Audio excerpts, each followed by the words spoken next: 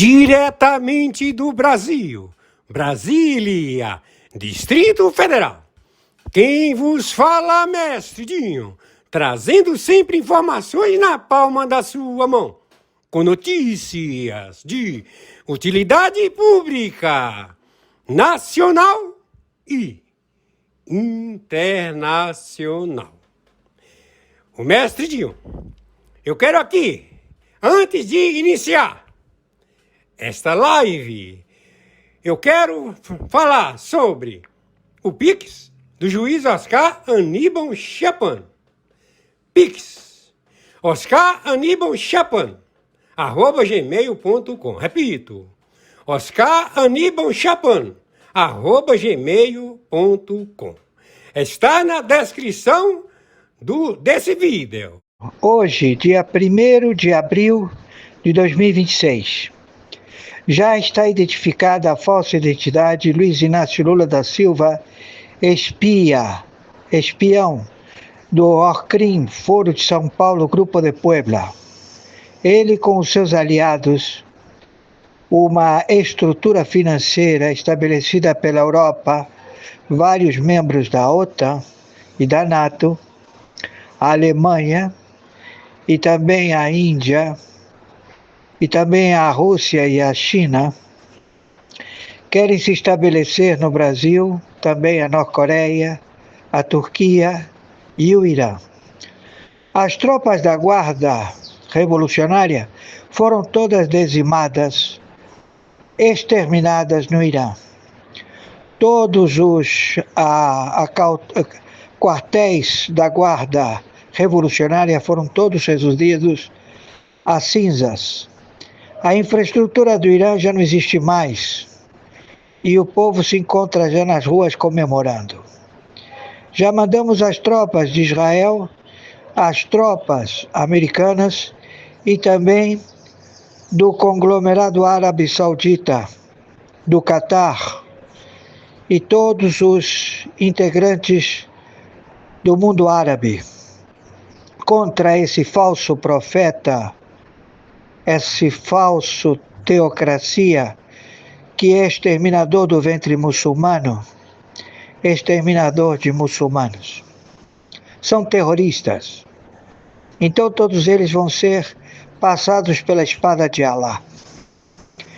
Com relação ao Brasil, o senhor Trump deu 24 horas, que foi na madrugada do dia 31 para o dia 1º, que o Luiz Inácio Lula da Silva, ou qual seja o seu nome, já que é uma falsa identidade, determine as ilhas de apoio estratégico para os Estados Unidos fazerem suas bases para o confronto de 35 países com o Comando Sur e com o Comando Delta, a invasão de 27 estados, 5.070 municípios da República Federativa do Brasil, país do narcotráfico, que estabeleceu a abertura das suas fronteiras para índios que não têm nacionalidade, para células, para cartéis do narcotráfico se estabelecerem em 17 mil quilômetros de fronteira seca do Brasil e também 7 países do Caribe a invadir o território brasileiro. O Brasil vendeu urânio em Roraima para o Irã. E quem fez isso tudo foi a estrutura de governo federal do Brasil, primeiro e segundo escalão. Rui Costa, Casa Civil, ele é alvo. Alckmin é alvo. Hugo Mota é alvo. Partidos políticos de esquerda são alvo. E todos que receberam pagamento da Orcrim, Foro de São Paulo, Grupo de Puebla. Então o alvo é Luiz Inácio Lula da Silva.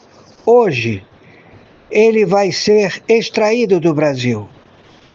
E as tropas, 2 porta-aviões nucleares, já se encontram no território brasileiro, onde eles vão fundear e vão fazer suas estratégias militares em comandos Delta, a aniquilar com os cartéis do narcotráfico que se filtraram na Bahia, se infiltraram em Recife, Roraima, Belém do Pará, também na ilha do Acre, território lá do Nordeste, todos já se encontram combatendo neste momento, já há confronto. Então o Brasil está em guerra atômica nuclear. E a mídia não fala absolutamente nada. Pensando de que pode mudar alguma coisa, não vai mudar, só vai piorar. Então nós temos aí as matérias. A Europa já determinou a captura dessa falsa identidade Luiz Inácio Lula da Silva por default. A ONU também. Todos estão contra este terrorista, se faz chamar Luiz Inácio Lula da Silva, primeiro e segundo escalão. Então, onde ele foi encontrado, ele vai ser abatido ou extraído. O Supremo Tribunal Federal da mesma forma. Então, o Brasil se encontra em guerra atômica nuclear contra 35 países e os Estados Unidos da América. Todos ao confronto. Guerra atômica nuclear. E vamos acabar com as bases secretas das ogivas nucleares da China e da Rússia, da Norte-Coreia, do Irã. Ele permitiu que venham aqui diretores das guardas revolucionárias ganhando salários de R$7.000, casa, comida, se estabelecendo em vários estados. Já temos todos eles localizados e eles são alvos. Já estamos procedendo. Hoje, quem está falando é o senhor interventor, pela segunda vez, do Tribunal Penal Internacional, o senhor Oscar Aníbal Chiapano. Arbitragem internacional, justiça paga. Estamos na guerra contra terroristas que estão no território da República Federativa do Brasil. Por favor, as matérias elas vão estabelecer mais conhecimento. O Irã foi dizimado e o senhor Trump saiu da OTAN, saiu da NATO, não quer saber mais nada, porque os europeus estão todos envolvidos, todos eles receberam dinheiro e todos eles têm medo de serem queima de arquivo, mas eles já estão sentenciados pelo Irã, pela guarda revolucionária, porque são mercenários. Eles não são religiosos, eles não são muçulmanos, eles têm muitas nacionalidades, porque eles são terroristas. Gratidão, mestre Dinho. Tenha um bom dia e vamos ver se depois do pronunciamento do senhor Trump, que fará para o planeta, aí se tiver relatórios, farei com o senhor. Gratidão.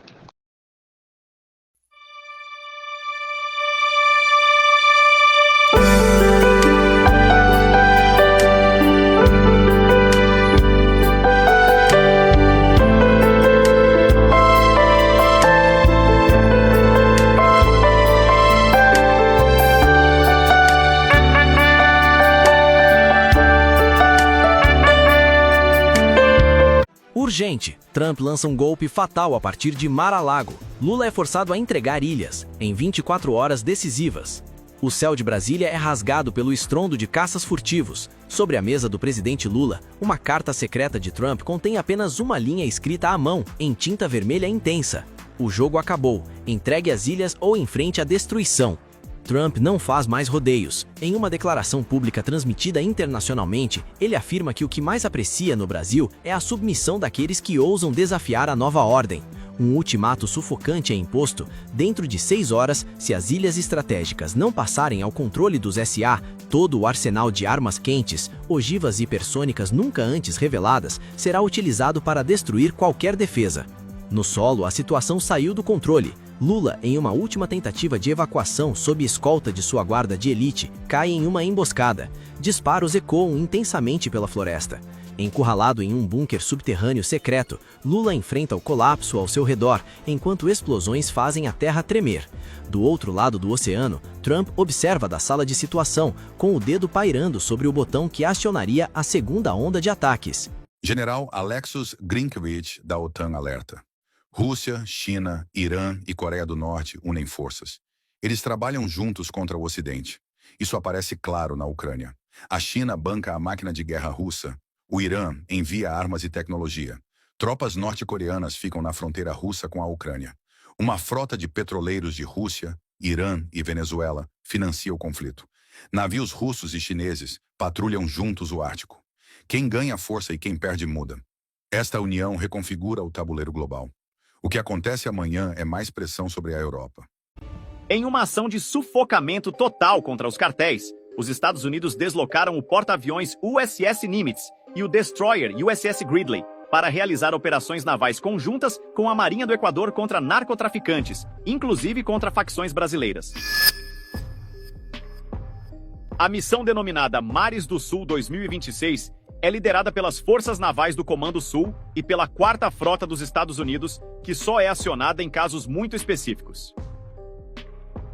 Essa ofensiva é parte das ações do Escudo das Américas, que já apresenta resultados concretos, com dezenas de criminosos detidos e importantes estruturas logísticas dos cartéis sendo destruídas. A coalizão conta com países como Equador, Argentina, Paraguai, Chile e El Salvador, que se alinharam ao esforço internacional. No entanto, nações que ficaram de fora do acordo, como Brasil, Venezuela e Colômbia, podem ver operações contra cartéis acontecendo dentro de seus territórios, mesmo sem a anuência direta de seus presidentes. Esse cenário reforça a pressão regional e mostra como o combate ao narcotráfico está se tornando uma prioridade continental liderada pelo governo de Donald Trump. A Polícia Federal foi clara e apresentou um material incriminador ao presidente do STF sobre o caso Master. Sim, a Polícia Federal enviou os autos do inquérito policial ao STF porque surgiram indícios de prática de crime por parte do ministro Dias Toffoli. Toffoli não trocou apenas mensagens com o dono do Banco Master, nem teria recebido apenas pagamentos em empresa de sua família, da qual faz parte. A investigação, que está sob sigilo, teria descoberto outros envolvimentos de Toffoli que caracterizam crime.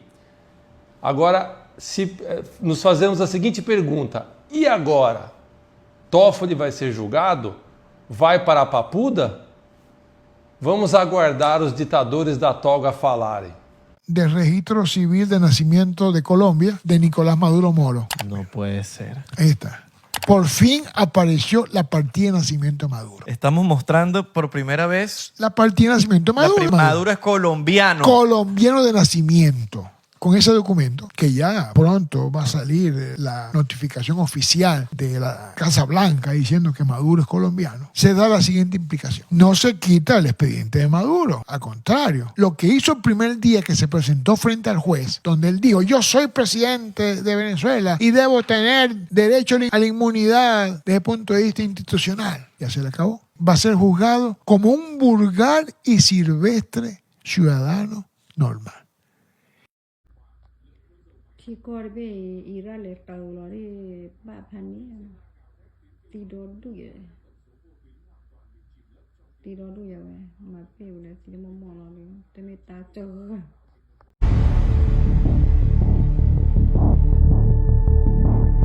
Western Iran, 41 kilometers west of Tehran, 5:10 in the morning. 92 U.S. Army Rangers from the 75th Ranger Regiment were moving into attack positions around an IRGC command compound inside a security zone. Inside the walls, 318 Iranian forces were defending the IRGC commander, directing internal security in the capital region. The Rangers had 90 minutes to capture him alive, break the command network, and get out. For 4 weeks, American surveillance watched the compound constantly. Satellites tracked vehicle patterns. Electronic intercepts confirmed that the IRGC commander had moved his wartime command post into the site. The upper level held offices, barracks, and a motor pool. The middle level held the main command floor, signal rooms and cells.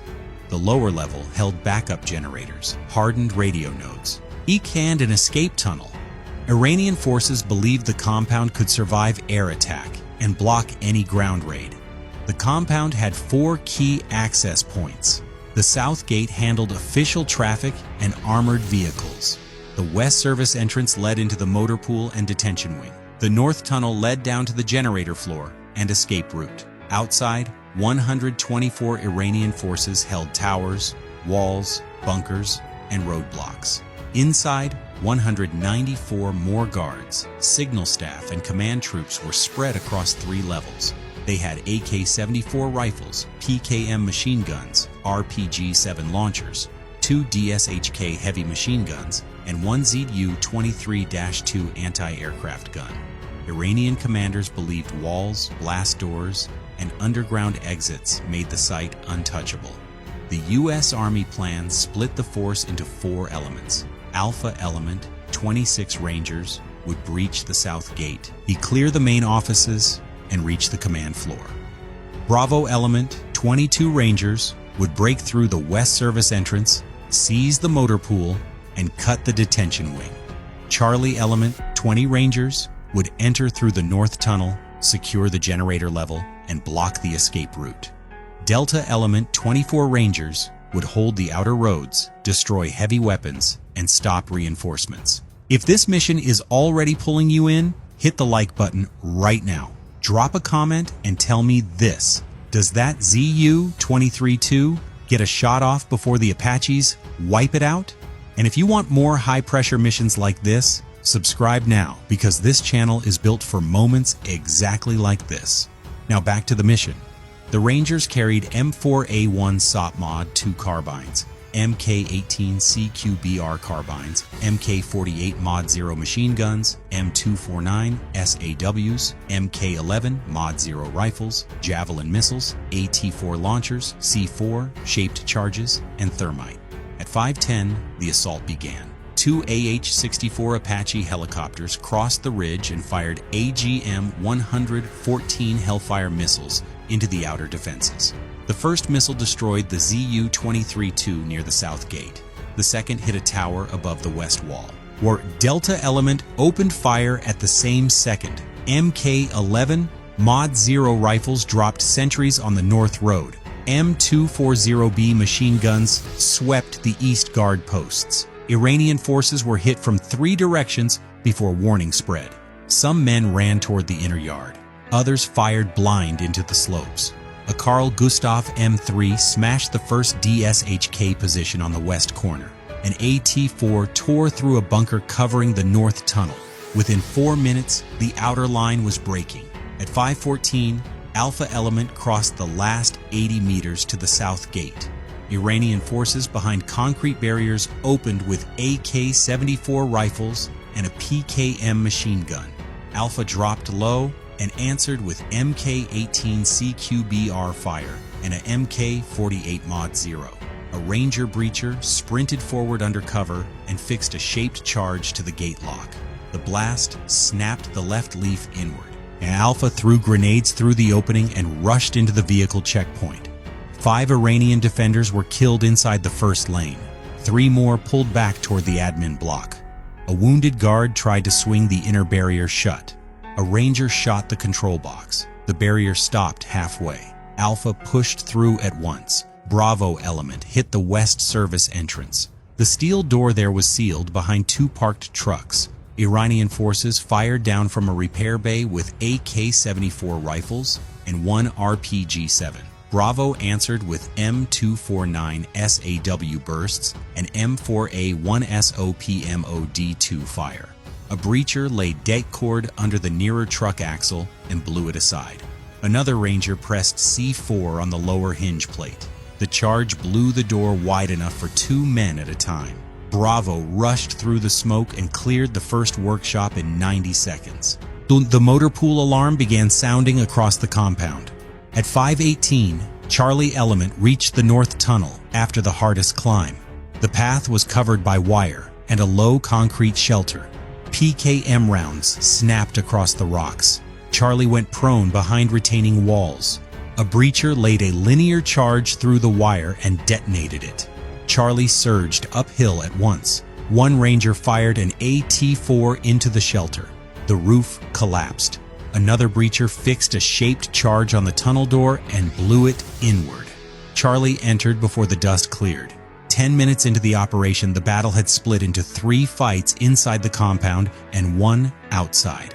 Iranian officers on the command floor ordered every blast door shut. Guards dragged desks and ammo crates into the halls. Radio traffic called for 2 reaction platoons from nearby barracks. Delta Element stopped the nearest movement almost at once. A Javelin missile destroyed an armored SUV racing toward the south roadblock. An M2 Browning cut through a pickup full of guards on the east approach. The first reinforcement group never reached the walls. At 5:22, Alpha moved deeper into the admin block. The corridor leading to the command stairs was defended by 2 firing pockets cut into the side walls. PKM fire filled the hall. Alpha flattened against the tile. A Ranger set the MK-48 on a copy machine and hammered the left pocket. Another team crossed right with M4A1 SOP Mod 2 fire. A grenade rolled into the near recess and ended the first ambush. Farther up the hall, a blast door started sliding shut. 2 Rangers jammed a steel bar into the track. Another fixed C4 at the base. The detonation bent the guide rail and froze the door half open. Alpha climbed through and reached the stairs. Bravo reached the detention wing at the same time. Iranian forces had built a barricade from lockers and steel carts. 2 RPG-7 teams crouched behind it.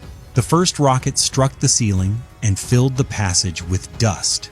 Bravo did not stop. A breacher pushed a charge under the center brace and blew the barrier backward. Rangers rushed through the smoke. The close fight lasted less than 1 minute. 7 Iranian defenders were killed. 4 more fell back toward the cell block. Bravo cleared 3 hallways and 2 guard rooms, then cut the lock system for the detention doors. At 5:26, Charlie reached the generator floor. Pipes and cable trays lined both walls. Iranian forces had overturned control consoles into a second barricade and were firing through gaps with AK-74 rifles. Charlie hit the barrier with M249 SAW bursts. Then a shaped charge folded the center section backward. Rangers rushed through the gap. 5 defenders were killed. 3 more ran toward the escape corridor. 1 Ranger took fragments in the leg but stayed in the fight. Charlie seized the generators and lower radio node. A second team moved toward the escape tunnel and found the first steel gate already closing. A breacher fixed C4 to the locking wheel. The blast tore the wheel free. Charlie moved through. At 5:30, Alpha burst onto the main command floor. The chamber held screens, radios, and map tables under emergency lights. Iranian forces had 28 guards around the room, the balcony, and the side offices. They fired from behind desks, pillars, and steel cabinets. Alpha split left and right. 1 fire team climbed the side stair and hit the balcony. Another drove down the center aisle under MK-48 cover. Staff officers dropped flat. Guards kept firing. A Ranger with a MK-18 CQBR cleared the center lane in short bursts. Another team crossed behind a map wall and hit the defenders from the flank. By the far end of the floor, Iranian forces were losing control. At 5:34, Bravo secured the detention wing and found 19 political prisoners in locked cells. Bravo left 4 Rangers to hold the wing and pushed toward the signal corridor linking the motor pool to the command floor. Iranian forces had 16 guards there, with PKM machine guns covering both ends. Bravo used a maintenance ladder to reach an overhead walkway, and then fired down into the corridor from above. M249 SAWs cut across the front while Rangers on the walkway hit the rear. In 2 minutes, 11 defenders were down. The rest retreated behind a security gate. A Ranger jammed a pry bar into the track, while another pressed C4 on the lower hinge. The blast opened a gap wide enough to force through. At 5:38, Charlie pushed deeper into the escape route. The tunnel sloped toward a vehicle bay linked to the highway passage. Iranian forces were already trying to move the IRGC commander through that route with 14 bodyguards and 6 signal officers. Charlie heard engines, then saw headlights around the bend. A Ranger fired an AT-4 into the lead SUV. The blast stopped the convoy in the tunnel. Bodyguards spilled out and opened with AK-74 rifles and 1 PKM machine gun. Charlie answered with M4A1 SOP Mod 2 fire and an MK48 Mod 0 from a concrete divider. 9 bodyguards were killed. 3 more dragged the IRGC commander behind the second vehicle and tried to pull him toward a side passage. Charlie flanked through a service hatch, hit the passage from the rear, and cut them off. By 5:41, the U.S. Army Rangers had the IRGC commander pinned inside the escape tunnel with nowhere left to run. Iranian commanders on surviving radios tried one last defense around the inner stairs. Delta Element reported a larger relief force moving from the east. It had 43 Iranian troops in 5 trucks, and 2 armored SUVs. Delta opened first with MK-11 Mod 0 fire from the overpass. A Javelin missile destroyed the lead SUV. An M2 Browning and MK-19 grenade launcher ripped through the trucks behind it. The road was blocked by burning vehicles in less than 90 seconds. The second reinforcement force never reached the compound. At 5:42, Alpha crushed the last organized resistance on the command floor. 6 guards were killed behind workstations and steel cabinets. 4 surrendered beside the radio room. Alpha secured the main map boards, encryption gear, and the upper offices. At the same moment, Bravo reached the signal corridor junction and linked with Alpha from the west side. The U.S. Army Rangers now held the south gate, the motor pool, the detention wing, and most of the command level. Iranian forces inside the compound were now isolated pockets with no way to support each other. At 5:46, Charlie closed on the trapped commander. 1 bodyguard tried to reach a side door and was cut down. Another raised a pistol and was dropped at once. A Ranger threw a flash grenade past the second SUV. The blast stunned everyone behind it. Charlie rushed forward. 3 bodyguards were killed at the rear bumper. 2 signal officers dropped flat. The IRGC commander was dragged out from behind the axle, disarmed, zip-tied, and searched for documents and coded devices. Charlie captured him alive with 4 senior aides, 3 radio operators, and 2 bodyguards still breathing.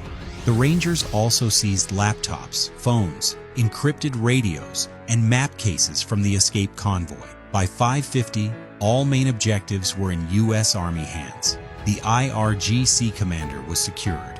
The escape route was blocked. Bravo released the 19 prisoners and moved them into the West Corridor.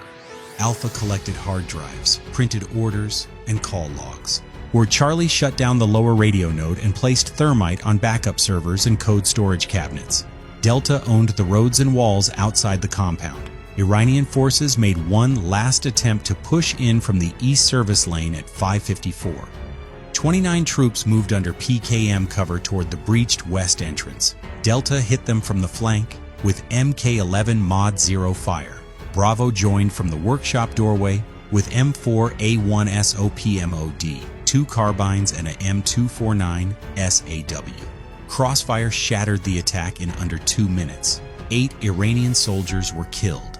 The rest dropped behind parked vehicles and stopped moving forward. At 5:58, demolition teams moved through the command center. Thermite charges went onto radio racks, server stacks, and document vaults. C4 went onto the inner stair locks, the lower communications trunk, and the vehicle bay control boards. The Rangers were there to break the command system before a replacement chain could form. At 6:02, Alpha began withdrawing through the south route with 7 wounded Rangers and 12 prisoners. At 6:04, Bravo pulled the 19 released detainees and 8 captured guards through the west service lane. At 6:06, Charlie moved out through the north tunnel with the IRGC commander, his aides, and the electronics cases. At 6:18, the first demolition sequence fired.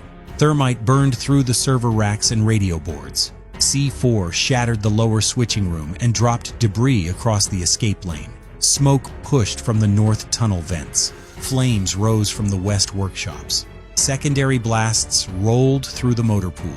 Delta broke contact and fell back to the extraction zone. At 6:34, in 5UH-60, Black Hawk helicopters landed in a dry field 1 kilometer north of the compound. The Apaches circled overhead while the Rangers loaded prisoners, released detainees, and intelligence bags. By 6:40, all 92 Rangers, 32 captured personnel, 19 freed detainees, and the IRGC commander were aboard. The helicopters lifted off and turned west. Iranian reinforcements reached the outer roads at 6:49. They found smashed towers, burning vehicles, wrecked checkpoints, broken gates, dead radios, and a command center blind. The final cost was severe. The U.S. Army Rangers suffered 4 killed and 11 wounded. Iranian forces suffered 97 killed, 54 wounded, and 32 captured.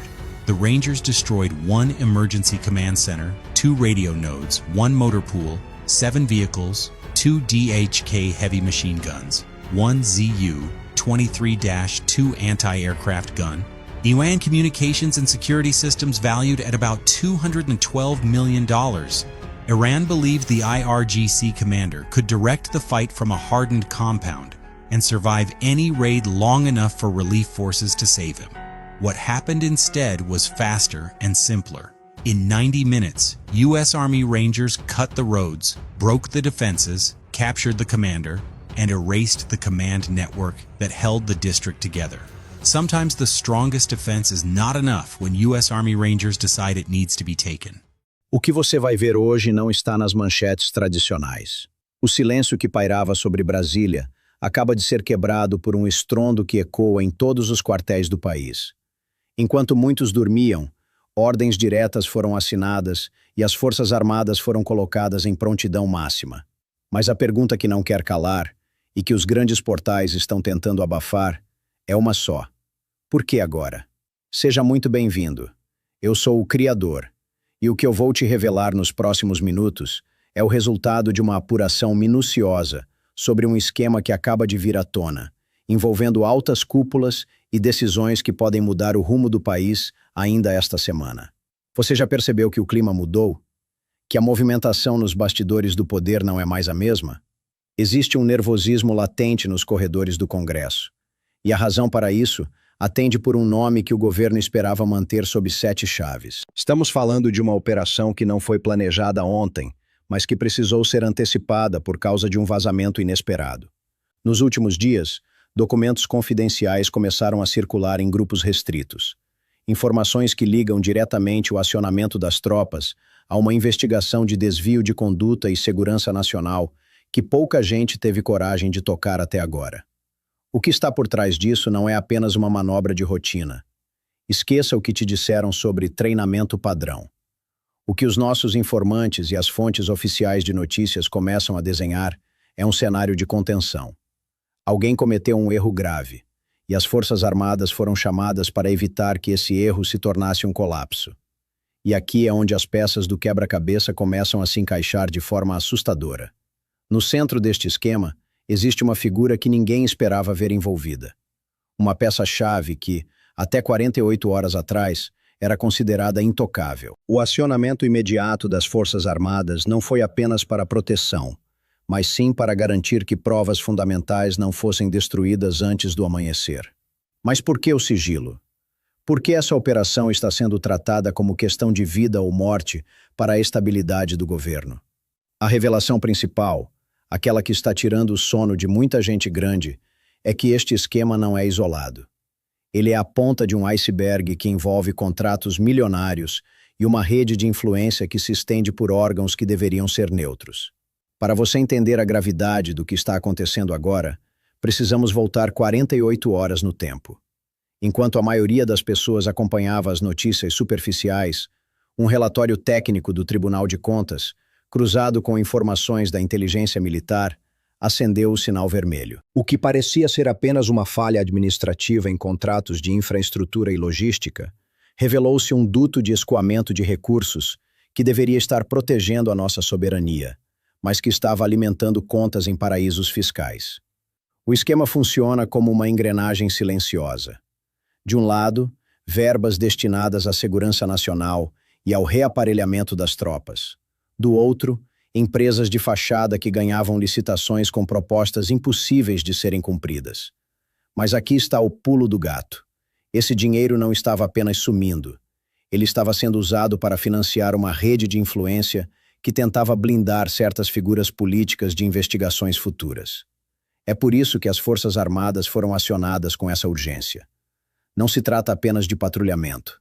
Trata-se de custódia. Quando o esquema foi detectado pelo setor de compliance e inteligência, houve um movimento coordenado para limpar os arquivos digitais de 3 ministérios estratégicos. Se as tropas não tivessem chegado aos centros de processamento de dados naquele exato momento, as provas teriam sido deletadas para sempre. Estamos falando de uma operação que envolve o monitoramento de comunicações criptografadas. Fontes ligadas ao alto escalão confirmam que o alerta veio de dentro. Alguém que fazia parte do sistema decidiu falar, e o que essa pessoa entregou foi um mapa completo de como o dinheiro público estava sendo desviado para garantir o apoio de grupos que hoje tentam desestabilizar as instituições. Olha, eu sei que o que eu estou te contando agora é forte, e muitos prefeririam que esse vídeo não estivesse no ar. Informação de bastidor como essa exige coragem e um trabalho sério de pesquisa. Por isso, se você valoriza a verdade sem filtros, já deixa o seu like agora e se inscreva no canal. Isso ajuda o YouTube a entender que este conteúdo é relevante e precisa chegar a mais brasileiros. E se você quer apoiar diretamente o nosso trabalho de investigação independente, considere se tornar membro do canal. O seu apoio é o que nos mantém firmes contra qualquer tentativa de censura. Vamos voltar para o esquema. Agora, preste atenção neste detalhe que ninguém está comentando. O acionamento das tropas ocorreu sob um decreto de garantia da lei e da ordem, GLO, específico para áreas sensíveis de processamento de informações. Isso é raríssimo. Isso mostra que o governo perdeu a confiança em suas próprias camadas de segurança civil. O esquema que está aparecendo envolve nomes que circulam livremente pelo Palácio do Planalto e pelo Congresso. Não são apenas funcionários de baixo escalão. Estamos falando de operadores que têm livre trânsito entre o poder público e o setor privado. O rastro do dinheiro aponta para pagamentos realizados através de criptoativos e contratos de consultoria fantasmagóricos. Mas por que as Forças Armadas são as únicas que podem resolver isso agora? Porque elas possuem a única estrutura capaz de realizar uma auditoria que não pode ser comprada ou intimidada. E o que eles encontraram nas últimas horas é o que está fazendo o clima em Brasília esquentar a níveis perigosos. Documentos que ligam o financiamento de campanhas passadas com o desvio atual desses recursos de defesa. O cerco está se fechando, e o que eu vou te contar na próxima parte é como uma dessas figuras poderosas tentou fugir do país assim que percebeu que a escolta militar não era para sua proteção, mas sim para garantir que ele prestasse contas à justiça. A tensão em Brasília atingiu o ponto de ebulição. Enquanto você assiste a este vídeo, os bastidores do poder estão em chamas. O que eu vou te revelar agora é o que os grandes jornais estão chamando de incidente diplomático, mas que, na verdade, foi uma tentativa desesperada de fuga. Fontes de dentro do aeroporto internacional confirmaram que, na calada da noite, um jato executivo vinculado a uma das maiores empresas envolvidas no esquema de desvios que detalhei na parte 2, estava com o plano de voo pronto. O destino? Um país que não possui acordo de extradição com o Brasil. Mas o que esse operador do esquema não esperava era que a Polícia Federal, sob escolta direta de batedores do Exército, já havia bloqueado a pista. Não foi uma abordagem comum. Foi uma demonstração de força. A ordem era clara. Ninguém sai, ninguém entra sem que cada HD, cada documento e cada pendrive seja periciado. E o que foi encontrado naquela bagagem de mão vai abalar as estruturas da República. Não eram apenas joias ou dinheiro em espécie, que sim, estavam lá, mas uma lista de nomes e codinomes que funcionava como uma folha de pagamento paralela para garantir que o esquema continuasse operando mesmo sob investigação. Isso explica por que certas figuras, que antes eram as mais vocais nas redes sociais e nos palanques, subitamente silenciaram. Eles sabem que o cerco fechou. O acionamento das Forças Armadas serviu como uma trava de segurança. Sem o apoio logístico e a proteção das comunicações garantida pelos militares, esses operadores ficaram expostos, como peixes fora d'água. Preste muita atenção. O que está em jogo aqui não é apenas um desvio de dinheiro. É a própria soberania das nossas instituições. Se esse esquema não tivesse sido interrompido agora, o próximo passo seria o controle total de fluxos de informação essenciais para a nossa defesa. É por isso que eu peço que você compartilhe este vídeo nos seus grupos. A verdade precisa de alcance para não ser abafada. Mas a pergunta que você deve estar se fazendo é: quem deu a ordem final? Quem teve o poder de acionar o botão de emergência?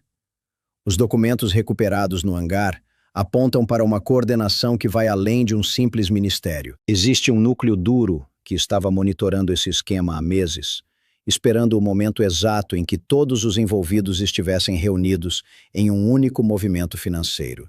E esse momento foi o pagamento de uma parcela de um contrato de tecnologia de defesa que nunca existiu. O dinheiro saiu, mas o produto nunca chegou. O que chegou foram as tropas. O que chegou foi a justiça batendo à porta daqueles que se achavam donos da caneta e do cofre. Agora, o clima é de salve-se quem puder. Advogados de renome estão sendo vistos entrando e saindo de gabinetes em horários nada convencionais. Acordos de delação premiada começam a ser rascunhados em guardanapos. O esquema, que era uma fortaleza de silêncio, tornou-se uma peneira. E aqui entra o ponto mais crítico de toda essa investigação. No meio dos arquivos apreendidos, surgiu um arquivo criptografado com um nome sugestivo: Operação Retomada. O que esse arquivo contém é o que separa o Brasil de hoje de um cenário de instabilidade sem precedentes. É o plano B desses criminosos caso o esquema principal fosse descoberto. E eu vou te contar o que está nesse plano na nossa parte final. O que estava escondido naquele arquivo criptografado chamado Operação Retomada é talvez a prova mais cabal de que não estávamos lidando com amadores. O plano B do esquema não era apenas uma rota de fuga física, mas uma tentativa de sabotagem digital e informacional. Os documentos revelam que, caso o desvio de verbas fosse descoberto, o grupo tinha pronto um sistema de apagão seletivo. Eles planejavam derrubar sistemas de transparência e monitoramento de gastos públicos em todo o país, criando um caos administrativo que serviria de cortina de fumaça para que os registros originais das transações financeiras fossem deletados remotamente. É por isso, e somente por isso, que as Forças Armadas precisaram intervir nos centros de processamento de dados com tamanha rapidez. Não foi apenas para prender pessoas, foi para salvar a memória digital do Estado brasileiro. Se eles tivessem tido mais 12 horas, o rastro do dinheiro que mostramos na parte 2 teria desaparecido num emaranhado de códigos e erros de servidor. Mas a operação retomada foi interceptada a tempo. E o que vem a seguir é o que vai definir os próximos anos da nossa política.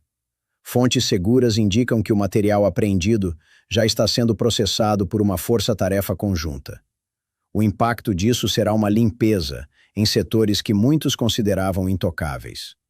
Prepare-se. Nos próximos dias, veremos pedidos de exoneração por motivos pessoais e renúncias inesperadas. O esquema que começou a aparecer não tem como ser sustentado agora que a inteligência militar e a Polícia Federal possuem um mapa completo da mina. O castelo de cartas começou a ruir por baixo, e a queda do topo é apenas uma questão de tempo. O acionamento das Forças Armadas agora faz todo o sentido. Eles foram o escudo que impediu que a prova do crime fosse destruída pelos próprios criminosos que ocupavam cadeiras de comando. O Brasil que acordou hoje não é o mesmo que foi dormir ontem. A vigilância agora é constante. E agora eu quero saber de você, que me acompanhou até aqui. Você acredita que essa intervenção técnica das Forças Armadas será suficiente para limpar de vez o sistema? Ou o esquema é profundo demais para ser arrancado pelas raízes? Comenta aqui embaixo a sua opinião, porque o seu comentário é fundamental para o nosso debate. E se você quer estar um passo à frente de tudo o que acontece nos bastidores, não esqueça, clique no botão Seja Membro. Nossos membros têm acesso a análises exclusivas e informações que nem sempre podemos abrir aqui no canal principal. Sua participação é o que garante a nossa independência para falar o que os outros calam. What is that? Oh my God, the sky is exploding. CPAC condemns weaponization of lawfare in Brazil and the unprecedented denial of a U.S. diplomat's visit to President Jair Bolsonaro. CPAC strongly condemns the ongoing weaponization of lawfare by Brazil's President Lula and Supreme Court Justice Alexandre de Moraes against former President Jair Bolsonaro and the Brazilian people. What we are witnessing is not justice. It is a tyrannical abuse of judicial power designed to silence political opposition, crush free speech, and rig upcoming elections in favor of the Lula regime. Justice de Moraes has turned Brazil's judiciary into a political weapon, imposing unjust convictions, censoring orders, asset freezes, and restrictions that have turned President Bolsonaro into a political prisoner. This is the very definition of lawfare, the malicious use of legal institutions to achieve what could not be won at the ballot box. That's right. I heard some cheers from some Brazilians. To our CPAC representatives, please signal by saying aye if you support the resolution. How about the observers in the audience? Do you agree with this resolution on Brazil? There we go. Passes unanimously.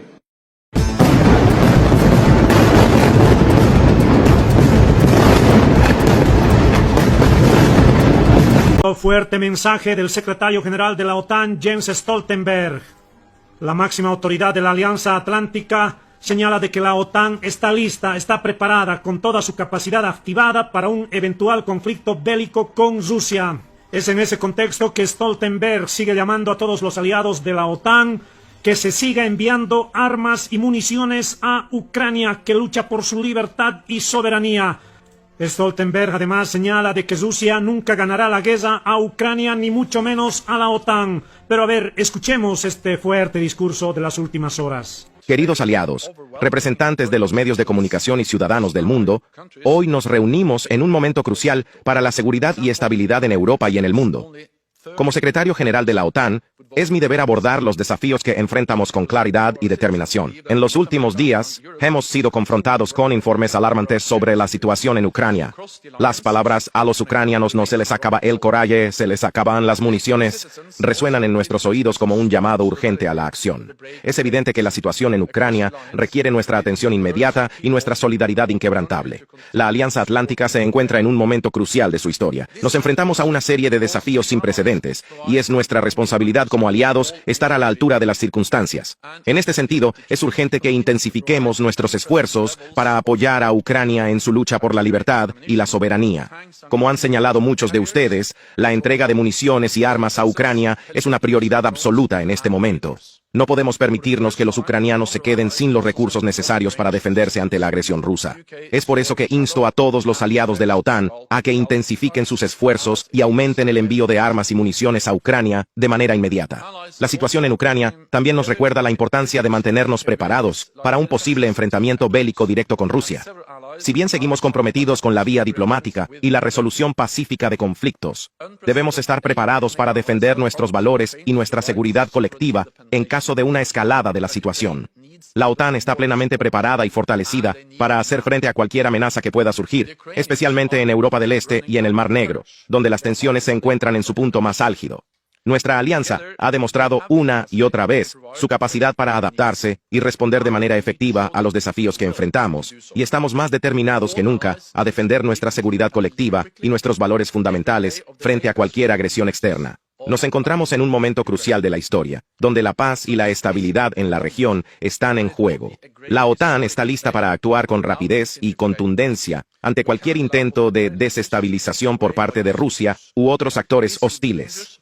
Nuestra presencia militar en la región se ha fortalecido significativamente en los últimos años, con el despliegue de tropas adicionales, el establecimiento de bases militares avanzadas y el aumento de la capacidad de respuesta ante posibles amenazas.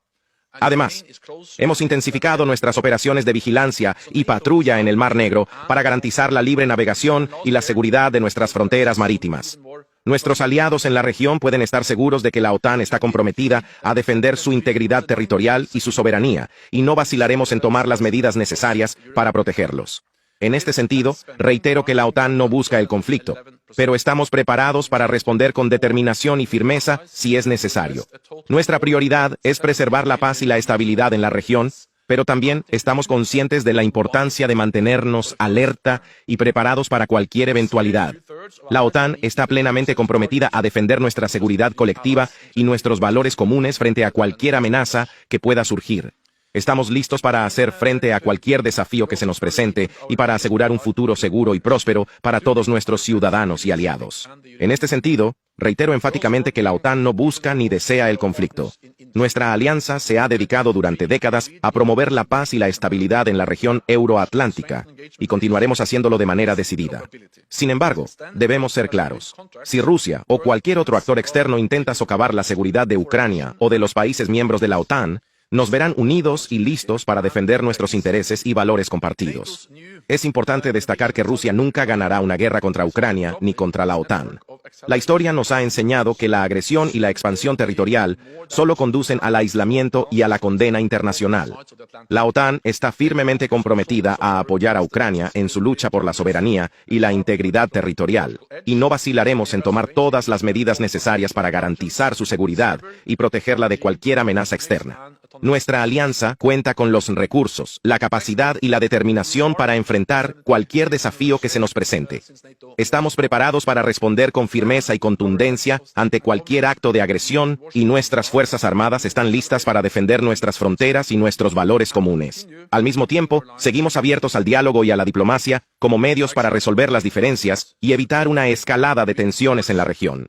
En resumen, la OTAN está comprometida a preservar la paz y la estabilidad en la región euroatlántica, pero también está lista para defenderse y proteger a sus miembros si es necesario. Rusia debe entender que cualquier intento de desestabilizar la región será enfrentado con una respuesta unida y decidida por parte de la OTAN y sus aliados. En última instancia, quiero reiterar el compromiso de la OTAN con la seguridad y la estabilidad en Europa y en el mundo. Nuestros valores de libertad, democracia y Estado de Derecho están bajo amenaza, y es nuestro deber protegerlos y defenderlos con determinación. Juntos, como aliados de la OTAN, podemos superar los desafíos que enfrentamos y construir un futuro más seguro y próspero para todos. Gracias. Ahí lo tenían, amigos de Videos Mundo. ¿Qué opinan ustedes de este mensaje que hace unas horas nada más ha emitido el secretario general de la OTAN? Eu estou já na descrição, né, dessa transmissão ao vivo, ok? Então vocês poderão verificar que tem uma frase, e no final da frase, logo aí no topo, tem a palavra mais. 4 letras, mais. Indica o que acontece. Para vocês entrarem na descrição, né, do celular, do tablet, do notebook ou do computador, clica. Então vocês clicando aí, vocês vão entrar, observar, né, que existe uma palavra perfil social. E depois do perfil social vem Mercado Livre. E está escrito, canal Mestrezinho. Últimas notícias na palma da sua mão. Perfil Mestrezinho, 1949. Eu sou afiliado do Mercado Livre.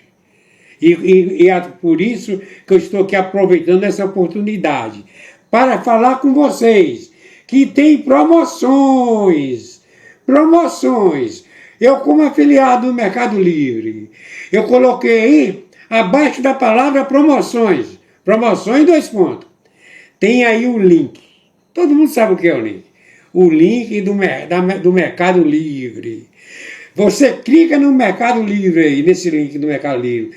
Não vai sair num só produto, não. Vai sair numa vitrine. O Mercado Livre, por enquanto, tem quase 200 produtos, certo? Produtos, a maior parte com promoções. Produtos que nós precisamos. Aqueles produtos relacionados, que nós temos necessidade de comprar dia a dia. Então, vocês sabem que o Mestre Dinho, eu sou afiliado do Mercado Livre. Vocês compram, certo? Vocês negociam no parcelamento, né? Se é com 10 parcelas, ou com 12, ou com 18 ou mais, depender, tem de entrar aí, né, certo? Na descrição, no link do Mercado Livre. Ok?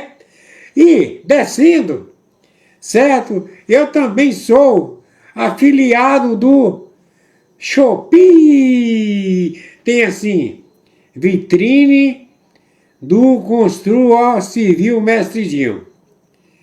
Afiliado da Shopee. Aproveita as promoções.